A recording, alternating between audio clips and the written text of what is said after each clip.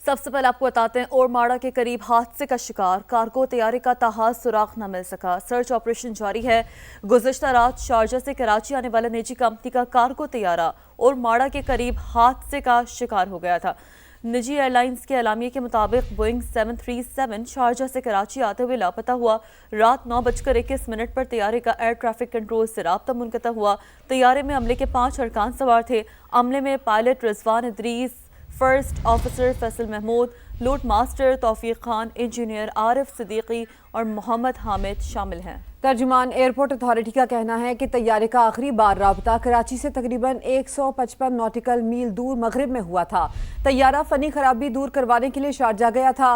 वापसी पर हादसे का शिकार हुआ। सर्च ऑपरेशन में पाक बहरिया का जहाज PNS जुल्फिकार और पाक फिजाइया का साब तैयारा शामिल है। PNSC का तिजारती जहाज लाहौर में भी तैनात है। पाक बहरिया का ATR तैयारा भी सर्च एंड रेस्क्यू ऑपरेशन में हिस्सा ले रहा है। बात करेंगे हमारे नुमाइंदगान जावेद असगर चौधरी और शहजाद अली हमारे साथ मौजूद हैं। जावेद असगर साहब, सबसे पहले आप बताइए कि क्या इत्तलात हैं आपके पास रेस्क्यू एंड सर्च ऑपरेशन के हवाले से? जी, रेस्क्यू एंड सर्च ऑपरेशन के हवाले से K2 एयरबेस के लापता तैयारी की तलाश के लिए सर्च ऑपरेशन गुज़िश्ता रात जो है उसका आगाज किया गया था। और जराये का ये कहना है कि तैयारे के गिरने के मुबीना मुकाम की निशानदेही करने के बाद इस ऑपरेशन को जारी रखा गया था, जिसमें इस ऑपरेशन में पाकिस्तान बहरिया के 2 जहाज, एक ATR तैयारा, पाक फजाइया के जदीद तरीन साब तैयारा, मैरिटाइम सिक्योरिटी एजेंसी और एक मर्चेंट वेसल भी शामिल है।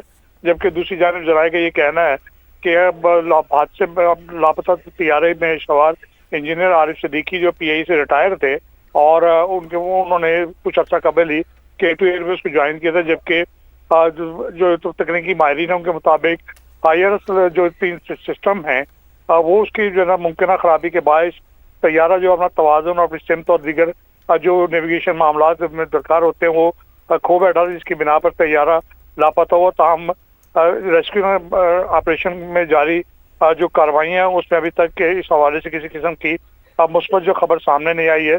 ताहम ऑपरेशन ताहाल जारी है। जी ठीक है, ऑपरेशन ताहाल जारी है। इस हवाले से साथ ही मौजूद रहिएगा जावेद साहब। शहजाद अली, आप बताइएगा आपके पास इस हवाले से रीसेंट इत्तलात क्या हैं? बिल्कुल, ये जो निजी कंपनी का कार्गो तैयारा गुज़श्ता रात लापता हुआ था, तकरीबन अब 12 घंटे से जायद गुजर चुके हैं और अभी तक इसका कोई सुराग नहीं मिल पाया। लापता तैयारे की तलाश के लिए बहरी और फिजाई ऑपरेशन जारी है। गुमशुदगी की वजह से मुतल्लिक अभी तक कोई इब्तदाई मालूमात या ब्रेक थ्रू सामने नहीं आ सका। रोशनी होते ही जैसे ही सुबह का आगाज हुआ तो सर्च ऑपरेशन का दायरा जो है वो उसे वसी किया गया और इसके साथ साथ जो बहरी के साथ साथ जो है वो एरियल सर्च ऑपरेशन भी जो है उसका भी आगाज कर दिया गया और मुख्तलिफ जो तैयारे हैं वो इस वक्त कराची समुद्र के ऊपर उस मुकाम के करीब जो है वो महवे परवाज हैं और कोशिश की जा रही है कि उस लोकेटर के जरिए उस परवाज की जो आखिरी लोकेशन आई है उस तक पहुंचा जा सके। लेकिन चूंकि ये समुद्र है और परवाज जब ये वर्टिकल ग्राउंड की जानिब आ रही थी तो तकरीबन 15,000 फी मिनट की स्पीड से ये परवाज जो है वो 35,000 फीट की बुलंदी से जमीन की जानिब आई है और खदशा इज़हार किया जा रहा है कि शायद समुंदर की तह के जो है वो निचले हिस्से में पहुंच चुकी है। शायद इसी वजह से जो है वो अभी तक इसका एग्जैक्ट मुकाम जो है वो मालूम नहीं हो सका। तैयारे या मलबे का सुराग मिलने तक कुछ भी कहना कबल वक्त होगा। एविएशन मैगजीन के मुताबिक मलबा और फ्लाइट रिकॉर्डेड के बाद ही जो है वो कुछ हकीकत भी सामने आ सकेगी। समुद्री हादसात की तहकीकात में मौसम, लहरों और जो पानी की गहराई है ये बहुत ज्यादा मैटर करती है। एविएशन तारीख में बाज लापता तैयारे जो इस तरह के समुद्र के ऊपर जो लापता हुए हैं उनका आज तक भी सुराग नहीं मिल पाया और इस हवाले से एक मलेशियन एयरलाइन थी MH370 जिसका 2014 में एक तैयारा मुसाफिरों समेत लापता हुआ था जिसका आज तक जो है वो सुराग नहीं मिल पाया। तो इस हवाले से मलबा मिलने तक या हादसे की वजूहात पर हतमी राय देना अभी मुमकिन नहीं है क्योंकि अभी सर्च ऑपरेशन जारी है और कोशिश की जा रही है तमाम वसाइल को बरवकार ला के उस मुकाम तक पहुंचा जाए जहां पर जो है इसकी लास्ट लोकेशन आई थी। लेकिन चूंकि इसका रडार से और ATR से जो कनेक्शन था वो डिस्कनेक्ट हो गया था जब उसके GPS सिस्टम में एक खलल आया या तकनीकी प्रॉब्लम आई तो उसके बाद अब एग्जैक्ट उस तैयारे की लोकेशन भी डिटेक्ट करना मुश्किल हो रहा है। लेकिन इसमें एक ऑप्शन मौजूद है जो तैयारे का ब्लैक बॉक्स होता है वो तकरीबन 1 माह या 30 दिन तक ऐसे सिग्नल जो है वो ब्रेक करता रहता है जिसके जरिए उसकी लोकेशन जो है वो ट्रेस आउट की जा सकती है। लेकिन वो अगर जमीनी सतह पर कहीं पर हो तो ये चीजें जल्दी मुमकिन होती हैं क्योंकि अब ये पानी के अंदर कहीं पर मौजूद है, तो इसलिए इसकी लोकेशन ट्रेस करने में जो है वो मुश्किलात आ रही हैं। लेकिन अभी भी जो है वो भरपूर अंदाज से ऑपरेशन जारी है और रात तकरीबन 10 बजे के करीब पाकिस्तान एयरपोर्ट अथॉरिटी ने ये कंफर्म किया था कि तमाम जो रेस्क्यू एंड इमरजेंसी के जो रिसर्च के जो डिपार्टमेंट्स हैं उनको जो है वो उस लोकेशन की जानिब जो है वो रवाना कर दिया गया है और अभी भी जो है ये ऑपरेशन जारी है और कोशिश की जा रही है कि जल्द से जल्द जो है वो उसको ट्रेस आउट किया जा सके। लेकिन चूंकि ये एक इंतहाई टेक्निकल जो है वो सानिया है, तो इस हवाले से जो है वो ऑपरेशन में अभी मजीद कितना वक्त लगेगा ये भी नहीं कुछ कहना जो है कबल अज़ वक्त होगा। तो इस हवाले से अभी इंतजार ही किया जाएगा कि पाकिस्तान एयरपोर्ट अथॉरिटी या जो निजी कंपनी है उसकी जानिब से जो है वो कंफर्म क्या इतलात सामने आती है। जी शहजाद अली, आप हमारे साथ ही मौजूद रहिए। इस वक्त माहिर एविएशन ज़फ़र इकबाल साहब हमारे साथ मौजूद हैं। ज़फ़र इकबाल साहब, क्या इन्फॉर्मेशन आप हमारे साथ शेयर कर पाएंगे इस तैयारे के हवाले से, रेस्क्यू एंड सर्च ऑपरेशन के हवाले से? कौन कौन से डिपार्टमेंट इसमें हिस्सा ले रहे हैं और अभी तक क्या कोई क्लू मिला इसके हवाले से? क्या कुछ कह सकते हैं हम कि कोई सुराग लगा पाए हैं इस बारे में? Thank you very much.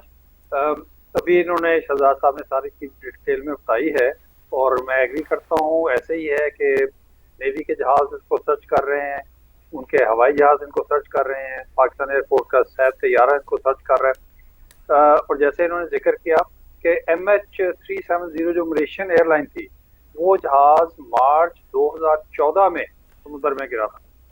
12 साल हो गए, आज तक उसका सुराग नहीं मिला। तो ये एक ऐसा काम है क्योंकि इतने बड़े आसमान में और समुद्र में जहाज की हैसियत एक मच्छर से ज्यादा नहीं होती और उसको तलाश करना तकरीबन नामुमकिन हो जाता है। ये बाई चांस है कि अगर सोनार उसको टकरा जाए और उनको वो जहाज का मलबा मिल जाए। ये तो है इस चीज के बारे में कि भाई हम जो समझते हैं ना कि फौरन चूंकि जहाज सारे ऊपर फिर रहे हैं और समुद्री जहाज भी उनको जुल्फकार भी तैयार है, उसको सर्च कर रहा है, तो फौरन या शाम तक या अगले दिन मिल जाना चाहिए। ऐसी कोई बात नहीं। हम हो सकता है कि बहुत ही अरसा लग जाए, हो सकता है जल्दी मिल जाए, हो सकता है कभी भी ना मिले। ये एक बात होगी जी। दूसरी बात यह है कि जहां तक कि ये जहाज को साथ प्रॉब्लम क्या हुआ है, तो इसके साथ चूंकि उन्होंने बताया था, जो रिजवान इदरीस साहब हैं, ये फॉर्मर एयरफोर्स ऑफिसर हैं, ये विंग कमांडर रिटायर्ड हैं, पहले हेलीकॉप्टर्स में थे, उसके बाद इन्होंने शाइन एयरलाइन ज्वाइन की, तो यानी कि एक्सपीरियंस थे, इंस्ट्रूमेंट फ्लाई करना उनको आता था, उनको इमरजेंसीज हैंडल करनी आती थी। लेकिन अब मेरे ख्याल में जो मसला हुआ है वो ये है कि चूंकि उन्होंने बताया कि नेविगेशन में प्रॉब्लम हो रहा है और उनके इंस्ट्रूमेंट्स का भी उन्होंने बताया कि वो सही नहीं चल रहे, तो उन्होंने शायद उनकी इंस्टिंक्ट ने टेक ओवर कर लिया कि उन्होंने इंस्ट्रूमेंट देखने की बजाय अपनी इंस्टिंक्ट के मुताबिक जहाज को सीधा करने की कोशिश की।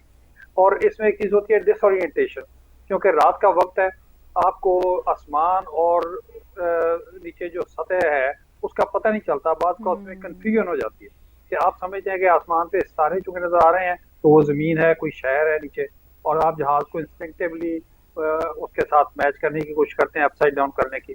तो इसको हम कहते हैं स्पेशल डिसओरिएंटेशन। तो अगर वो उनको डिसओरिएंटेशन हो गई और वो जहाज को फाइट करना शुरू हो गए अंदर इंस्ट्रूमेंट देके जहाज को सीधा करने के बजाय, तो उसमें ये एक मसला बहुत बड़ा हो जाता है कि कभी जहाज ऊपर चला जाएगा, कभी नीचे चला जाएगा और वो आउट ऑफ कंट्रोल हो जाएगा।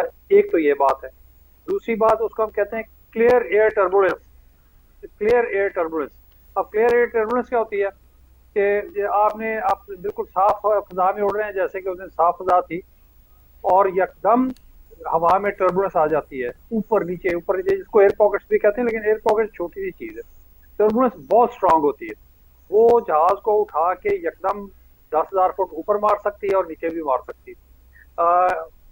विंड शेयर भी होता है, लेकिन वो जमीन पे लो लेवल और होता है। जफर साहब, तो पता कलामी की माजरत, लेकिन शहजाद जो हमारे रिपोर्टर हैं अभी वो यही बता रहे थे कि ये जो जहाज है वो 1500 फी मिनट और 35,000 की स्पीड से नीचे आया। तो आपको लगता है कि अभी तक डिसओरिएंटेशन से ज्यादा ये एयर टर्बुलेंस का ही बहुत ज्यादा इम्पैक्ट हो सकता है बिलखुसूस इस केस में? जफर साहब नहीं, ये नहीं हो सकता। ओके।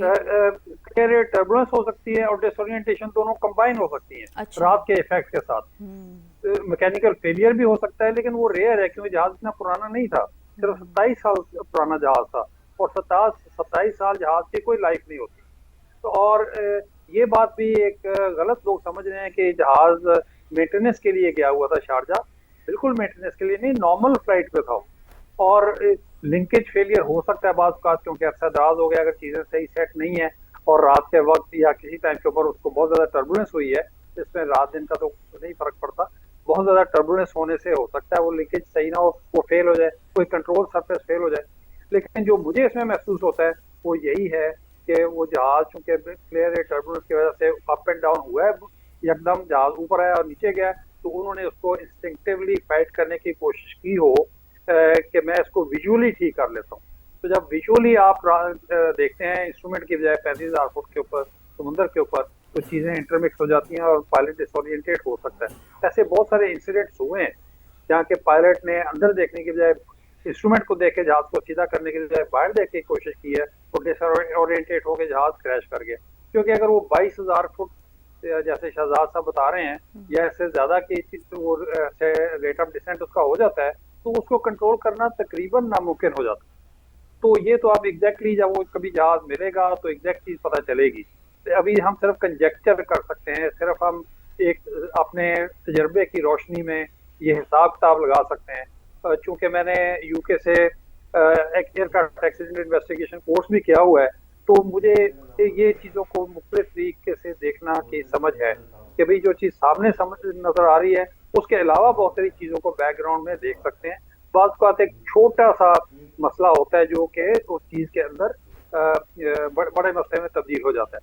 तो ये मेरा ये ख्याल है कि ऐन मुमकिन है कि कैट एयर हुई हो, क्लियर एयर टर्बुलेंस, उसकी वजह से कोई डिस्टॉर्शन हुई उनकी नेविगेशन में और उन्होंने उसको दुरुस्त करने के लिए शायद विजुअली कोशिश की हो इंस्ट्रूमेंट पे अप्लाई करने की बजाय, एंड उससे शायद डिसोरिएंटेशन में रिजल्ट हुआ हो और जहाज आउट ऑफ कंट्रोल हो गया।